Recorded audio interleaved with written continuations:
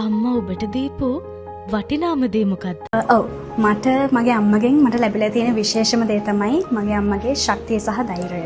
මොකද ඕනම ප්‍රශ්නකදී නොබියව කලිසරව ඒ ප්‍රශ්න වලට මුහුණ දෙන්න මට ඒ ශක්තිය සහ ධෛර්යය මට ලබා දුන්නේ මගේ අම්මා. අද යම් කිසි තැනක මම ඉන්නවා නම් ඒ හැම දෙයකදීම පිටිපස්සෙන් ඉන්නේ මගේ අම්මා. The greatest gift from my mother is not just presents or money. It is life with unconditional love, and seeing her love my son the same way, I'm so grateful for her. දරුවෙක්ට ලැබෙන ආරක්ෂාව සහ රැකවරණය තමයි අම්මා කෙනෙක්ගෙන් ලැබෙන වටිනාම දේ. ඉතින් මටත් අපේ අම්මගෙන් ලැබෙන වටිනාම දේ ආරක්ෂාව සහ රැකවරණය. அம்மா கொடுத்த எல்லாமே பெருமதியானது தானே. அன்பு, கருணை, பாசம், கஷ்டத்துல கூட விடாம நிக்கிறதுக்கான தன்னம்பிக்கை, இப்படி எல்லாமே சொல்லிட்டே போகலாம்.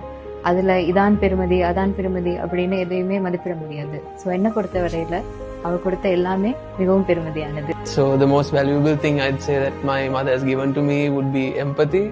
So she is very understanding and patient, and in times where I lose my patience, I still recollect how my mother would be, and it teaches me to be patient in trying times.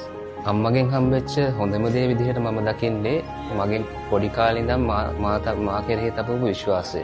ඒකට ඒක මට ලොකු පන්නරයක් වුණා මගේ ජීවිතේ වැටෙන හැමතැනදීම මට නැගිටින්න ලොකු හයියක් ශක්තියක් වුණා. ජීවිතේ වටිනාකම කියා දුන් මව්සෙනෙහස වෙනුවෙන් පිදෙන හෘදයාංගම උපහාරයයි මේ.